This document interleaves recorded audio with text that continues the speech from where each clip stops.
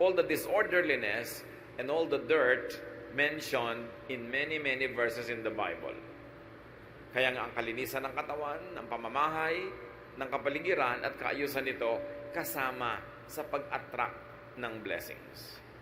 Paano ka naman dadapuan ng kapalaran kung ang gulo-gulo, ang dumi-dumi, ang baho-baho, mga kabaligtaran ng katangian ng Diyos? Another way to attract blessings is be orderly and organized, as we have already introduced. Kailangan maayos ang lahat. Ang bahay natin, alam natin kung saan nakalagay yung mga gamit natin. Sa mesa mo, sa drawer mo, alam mo kung nasa ang mga gamit. Hindi halo-halo, gulo-gulo. Kukuha ka ng damit, natusok ka na ng aspilin, natusok ka na ng gunting, napasok ka na ng kawali, kasi yung kawali mo pala, kadikit na nung ginagawaan mo, magulo. 1 Corinthians 14:40, but do everything properly and in order. That is in our spiritual life, in spiritual worship, and also in practical life. God is God of order. Hindi nagbubungguan ng mga planeta, may kanya-kanya silang speed, kanya-kanyang direksyon, kanya-kanyang tinatahak na landas. Merong order ang seasons, kahit ngayon nagkakaroon ng weather changes, may changes lang, kaya para magulo. Pero pagka na-establish na yung change na yan, nasanay na tayo, meron na naman siyang system. May panahon ng lahat ng bagay, kaya dapat may kaayusan. 1 Corinthians 14:33, God wants everything to be done peacefully and in order. Ito man ay sa matataas na spiritual na bagay hanggang sa mga kaliit-liitang practical aspect of our life. Maayos. Merong predictability, merong system, hindi magulo. Ganyan din, kahit nagnenegosyo ka, maayos ang iyong record keeping, maayos ang iyong balancing ng iyong funds, maayos ang pakikitungo mo sa iyong mga kapwa manggagawa o manggagawa, sa iyong mga kliyente. Kasi pag magulo, hindi ka nakakapag-deliver on time, gulo-gulo ang iyong inventory, paano uunlad ang iyong negosyo? Be positive. And this is very important. Think positive. Be optimistic. Tuwing tayo'y nag-iisip ng negative, ng masama, ng nakakatakot, nakaka-discourage, tatandaan niyo mga kapatid, meron kayong option na yung kabaligtaran nun ang isipin. Na imbes na yung nakakatakot ang isipin niyo kapayapaan sa pananalig sa Panginoon. Imbes ang isipin mo ay yung nakaka-discourage, pwede ang isipin mo nakaka-encourage. Kung pwede mong isipin ang nakakalungkot, pwede mo ring isipin ang nakakasaya. Choice mo yan. Mark 11:24, everything you ask for in prayer will be yours if you only have faith. This is full of meaning. Lahat daw ng hinihingi mo sa panalangin ay magiging sayo, mapapasayo kung nananalig ka. Ang akala ng iba, ang prayer, yun lang inuusal ng bibig. Yung Lord, magpe-pray na po ako, ito na po ang prayer ko, amen, at yun ang prayer. That is verbalized prayer, only one of the many forms of prayer. But thoughts, words, and attitude are prayers too. Sa palagay nyo ba, kinaklasify ng langit yung prayer na sinasabi ng iyong bibig na merong ending na this I pray in Jesus' name? Inihihiwalay niya ba yon sa mga isipin na pumapasok sa iyong utak? Sa mga iba pang salitang namumutawi sa iyong labik at sa iyong ugali? Lahat yan, prayer. At sabi, di ba, pag hinihingi mo at naniniwala ka, ibibigay sa iyo. Kaya yung iba sabi, ako, ang hirap ng pera. Mahirap ang kumita ng pera. Siguradong hirap yan sa pera. Kasi sinasabi niya, prayer yun. It is a statement of faith. Ano yung paniniwala mo? Na mahirap kumita ng pera. Di ba sabi, when you ask in faith, it will be given to you. Kaya pag sabi mo, yung biyanan ko, wala nang hope yan. Yun nga nangyayari, nawawalan ng hope. Because that is your prayer. Pag lagi mo sasabihin, ang hirap ng buhay. Humihirap talaga ang buhay. Dapat nating malaman na ang prayer hindi lang yung minememorya ng iba at hindi lang yung magagandang mga pananalita. na may introduction na magpe-pray na tayo tapos ine-endan mo ng amen. Lahat ng tumatawid sa iyong isip, lahat ng lumalabas sa iyong bibig ay panalangin. Kaya pag sabi ko, naku, wala na akong pag-asa, ganito lang ako, nagiging ganun ka talaga. Kasi yun ang hinihingi mo. And the greatest deception is people don't realize that they are always praying. And only when you think that way, will you realize that it is possible to pray without ceasing. Di ba sabi, pray without ceasing? Pwede ka ba namang hindi tumigil manalangin? Yes, kasi pati ang iniisip mo, panalangin. Pati ang panaginip mo, panalangin. When it crosses your mind, it registers in heaven. Because we connect with God through our thought. Paano ba tayo kumukonect sa God?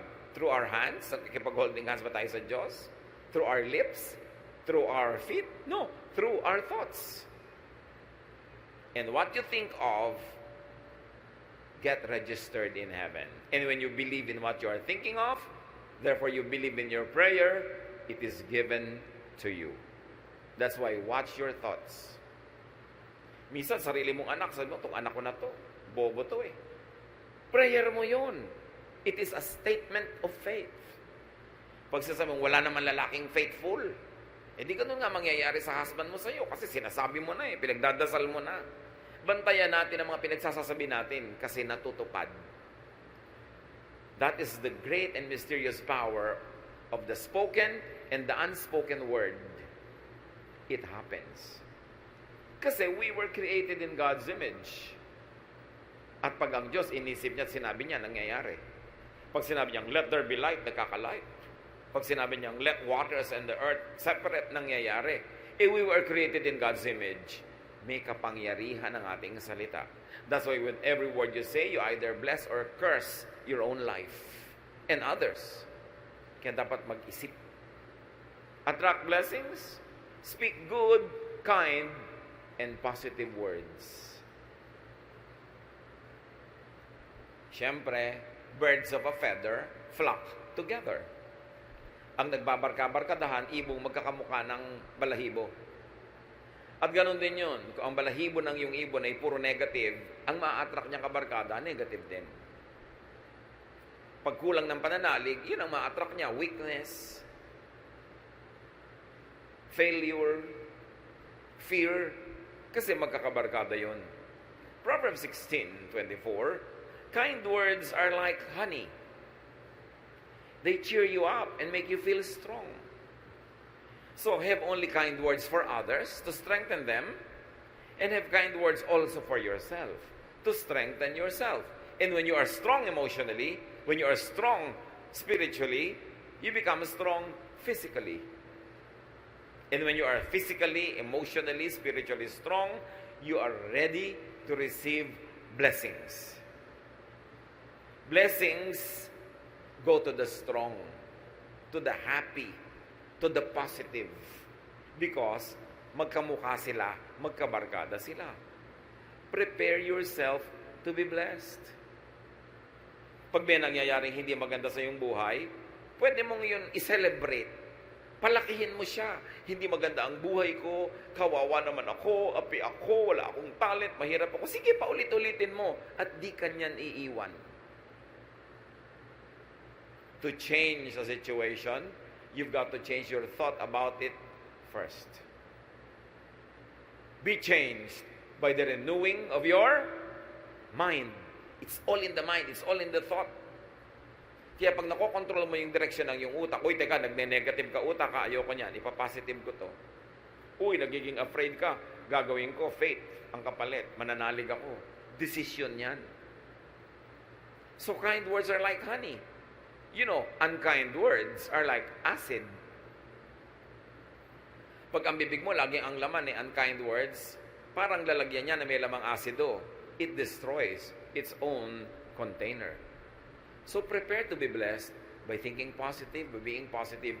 It is a choice. It is a habit to be positive or to be negative. But you know that God is positive. Paano kanya i-bless kung negative ka? Hindi ka handang tumanggap. Another way to attract blessings is to be a blessing to others.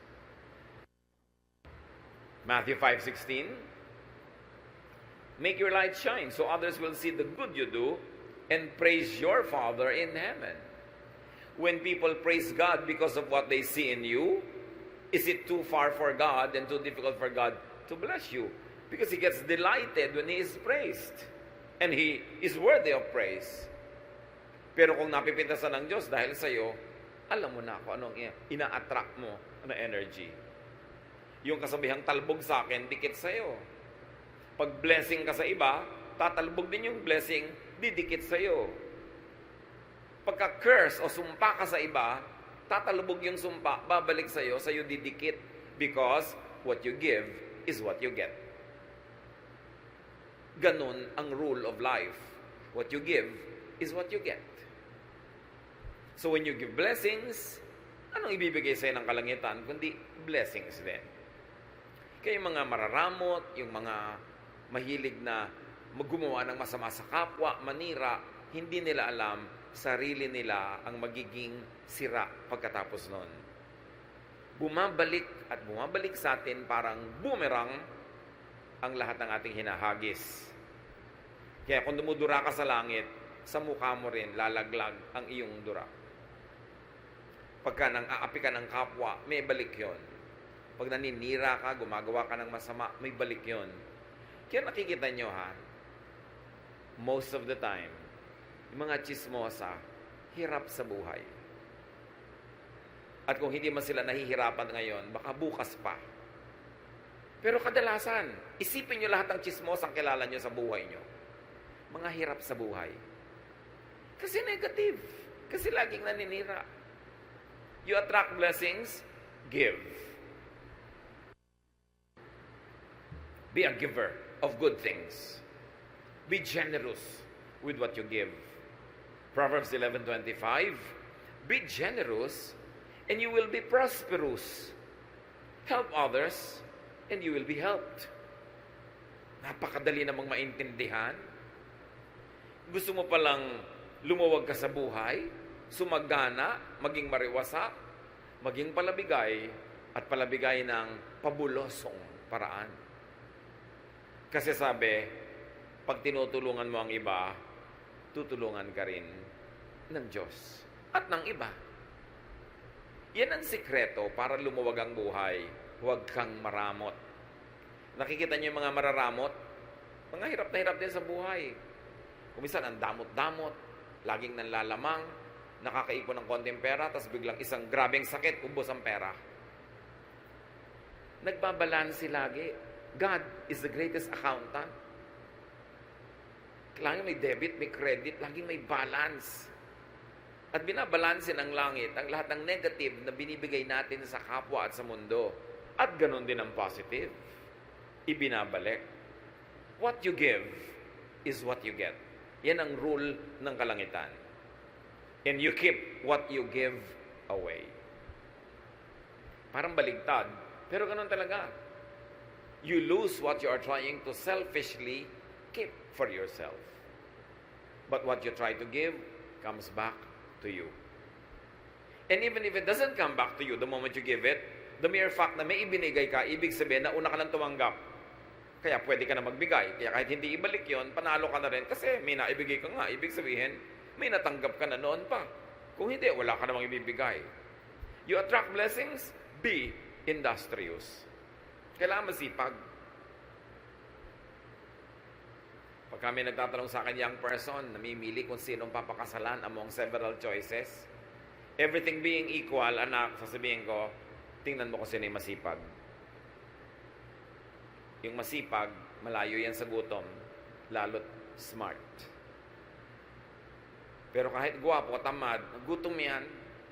At pag kumakalam na yung sikmura mo, hindi ka na magugwapuhan dyan. Kailangan masipag. Masarap kasama ang masipag.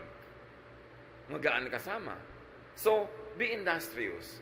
You want to attract blessings? Alam nyo, God is God who works. Sabi niya, 6 days you should labor, and the 7th you should rest. So, 6 days of work, bago ka magkaroon ng 1 day of rest. Hindi katulad naman ng iba, 6 days of rest, 1 day, rest pa rin. Walang work, tapos gusto magkapera. Work well. It's not enough that you work. You work well. Para yung quality ng trabaho mataas. Nakakalungkot naman, ang sipag-sipag mo nga, pero napakaliit naman ang sweldo doon sa pinagtatrabahuhan mo. Dapat humanap ka ng iba na yung sipag mo masusuklian ng tamang katumbas na sweldo o kita o tubo. Kasi marami naman masipag, kaya lang hindi smart. Nagasgas na, napagod na, namatay na katatrabaho, pobre pa rin. Kasi yung kanyang ginagawa, hindi sapat yung kinikita niya sa kanyang pagod. Dapat sapat para sulit. Kung magtatrabaho ka ng 7 taon, 10 taon, 50 taon, dapat mas marami kang kinita kaysa nagtrabaho ka rin ng ganung kahaba na ang konti-konti ng kinita mo. Be productive. 1 Thessalonians 4:11. Try your best to live quietly, to mind your own business, and to work hard, just as we taught you to do. So, hard work. Focus on what you do, not on what others do. Pag lagi kang nanonood sa buhay ng iba, hindi ka makakapamuhay ng sarili mong buhay. Kailangan nakafocus ka sa ginagawa mo, hindi sa ginagawa ng iba.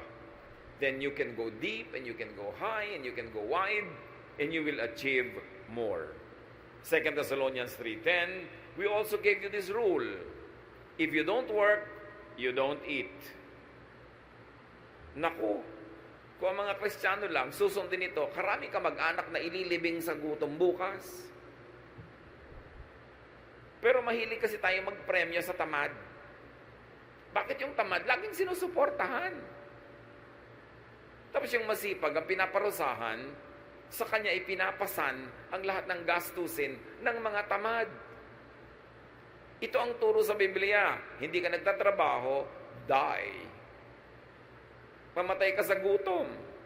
Liban nila ikay sobrang tanda na, sobrang bata pa, o sobrang may sakit.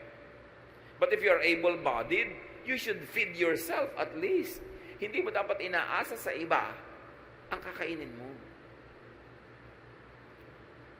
Dito naman sa atin, may isang nagtatrabaho, may 5 kapatid na humihingi, kaya aga-agang magbubuntis, mag-aanak, ang gatas ngayon, hihingin na uli sa ating nagtatrabaho, sa kuya. Yun namang nanay, iiyak-iyak doon sa kapatid, ang kapatid mo, huwag mong pabayaan. Bakit laging tamad na kapatid ko lagi ang abogado ninyo sa akin? Di na kayo sa akin naawa. Diba? May mga ganong magulang naman. Kung sino yung masipag, pinarurusahan. Yung tamad, pinapremyuhan. Hindi yun biblical. Pag nakaranas siyang magutom at kumalaman sikmura, magtatrabaho. 50 years old na, humihingi pa ng pang-load. Abay, huwag ka mag-cellphone kung wala kang pang-load. Diba? Huwag kang magsaya. Boring. Alam niyo yung mga tamad, laging boring. Laging nabobore. Subukan nilang magutom. Diba? So, if you want to eat, you work. And if you work smart, you eat. Dinadagdag natin yung smart. Although sasabihin ng grammar teacher ko, if you work smartly. No? But if you work smart, you eat. Hindi lang yung work ka ng work, pero hindi ka naman smart, napapagod ka, wala kang kita. Marami rin ganun trabaho Dapat sulit. But remember, brothers and sisters, laziness attracts hunger. It attracts many other negative things. Pag tamad, marami nang kakambal na problema. At dahil tamad, laging nabobor. Hindi kasi busy. Pag nabobor, iimbento ng mga kabalbalan. At usually, magastos ang bunga ng kabalbalan. Napapaaway, nagalasing, asawa ng maaga. May mga kakambal na mga problema, yung pagiging tamad. Kaya dapat ang tao busy lagi para mawala siya ng oras sa kabalbalan. Because an idle mind is the devil's workshop. If the devil see you doing nothing, he will put you to work. And definitely, ang magagawa mo, pampagulo ng buhay. Attract blessings, be appreciative. Be thankful, be grateful. Kasali yan. Because thankfulness, gratitude, appreciation is the path of blessings. Kung baga ang ilog, merong dinadaanan niya na landas. May ruta yan, di ba? Ang gano'n din ang blessing, may ruta yan. Ang dadaanan niya, yung ang mga pangpang ay thankful, orderly, beautiful, grateful, positive, productive. doon dadaan ng ilog yung agos ng pagpapala. Pag ikaw hindi ka appreciative, hindi ka mapagpapala. Yung binigyan ka, tapos nagre-reklamo ka, ba't ito lang? Sa susunod, di ka na mabibigyan. Pinautang ka, dapat ang appreciation mo is magbayad ka na maaga, mabilis. At kung pwede, dagdagan mo pa ng kung ano mang interest in cash or in kind. Para mamaya, uutang ka na naman, nagmamadaling pa utangin ka. Pero kung hindi ka nagbabayad, hindi ka na makakautang uli. Mawawala na ang kanang credit, liliit ang mundo mo, natatanggal lang yung blessing. Ang mga nagbibigay, nagre-regalo, nagpaparaya, siyempre, inaasahan din naman nun, magpapasalamat ka. At pagka hindi ka nagpasalamat, kahit hindi nila sabihin, dinaramdam din nila.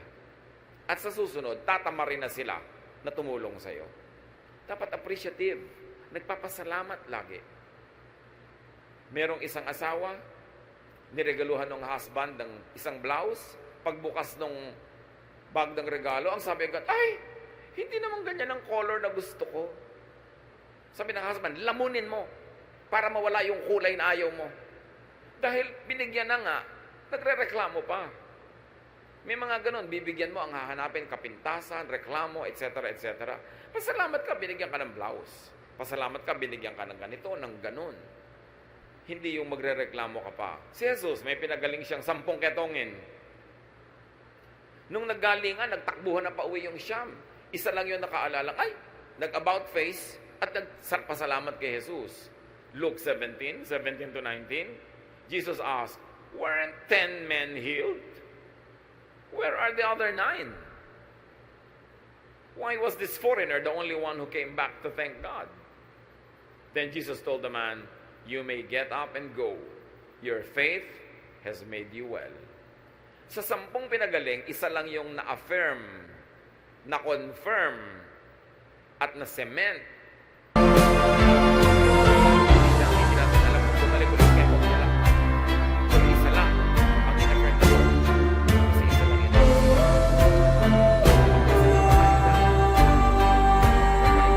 Nagbigay pa ako. Isa nagbigay sa iyo na lang kailangan. Hindi susunod ito lang.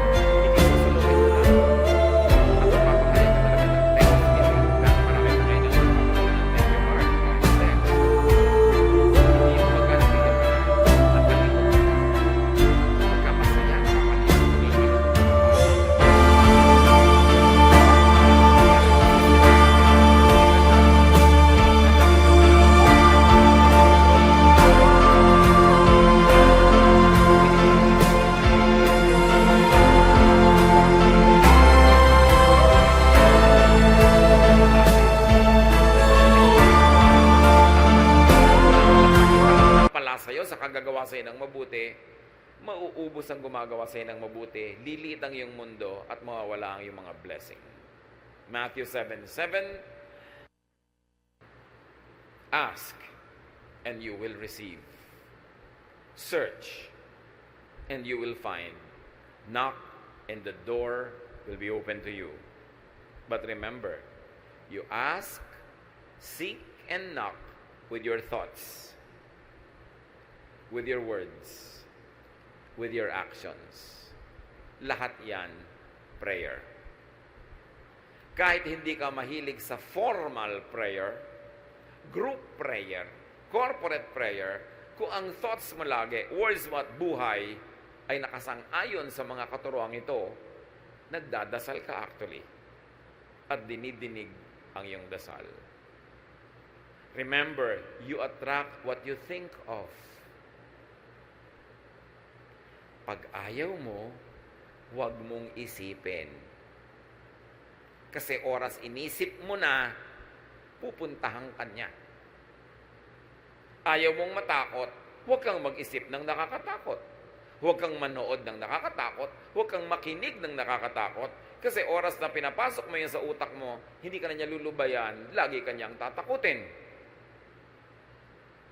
Pagka ayaw mong ma-discourage, huwag ka makipagkwentuhan sa nakaka-discourage na tao.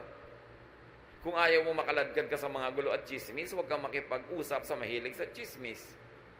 You attract what you think of. Kaya yung lagi mo iniisip, may sakit ka, natatakot ka, mamaya may sakit ka na nga. Isipin mong malusog ka. Because ang iniisip is a declaration of faith. And when you believe in it, it will happen. Ganun ka-powerful ang ating mind. Kasi mind of all our body parts, mind is the throne of God. Doon talaga nakatira ang Diyos. At yun ang inaagaw ni Satanas, yung mind mo rin. Gusto niyang tumira din siya doon para yung mga isipin niya, ang pumasok sa isip mo, yung mga pananakot niya, yung mga panggigipit niya, pagpapahirap niya, pag-aakit niya, utak ang pinag-aagawan. Kaya dapat iluklok natin sa ating utak ang Diyos. Hindi si Satan. Hindi mga negative, hindi mga nakakatakot, hindi mga nakakasira ng loob. You attract what you think of, you attract what you say. Watch your language. What you say will come true. And you attract what you do. Yan ang mga prayer. Luke 6:38, give, and it will be given to you. A good measure, pressed down, shaken together, and running over, will be poured into your lap. For with the measure you use, it will be measured to you. Kung anong ibinibigay mo, yun ang tatanggapin mo. Kung paano ka magbigay, ganun ka rin paano tatanggap. So give, and you will receive. Be a blessing, and you will be blessed. Dear Lord, we thank you for these reminders. Salamat sa mga paalala nyo na hindi naman mahiwaga para mabless. Itinuro nyo sa inyong salita kung paano kami mabibless. Buksan nyo po ang aming isip. At sa mga alam na namin, turuan mo kaming maging masunurin, that we do not resist your word when we hear it. That today as we hear your word, we do not harden our hearts as in rebellion, kundi maging teachable kami. And we should be willing to change our ways, to change from negative to positive, from ungrateful to grateful, from unloving to loving, from unhappy to happy. Teach us, Lord, to pattern our thoughts after the thoughts of your Son, Jesus. Madisiplina namin ang aming isip at ang aming bibig at tumindig kami, lumugar kung saan dumadaan ang agos ng iyong pagpapala. Pagbulay-bulayan natin ang mga ito, mga kapatid, kung paano i-apply sa ating personal life, meditate on it.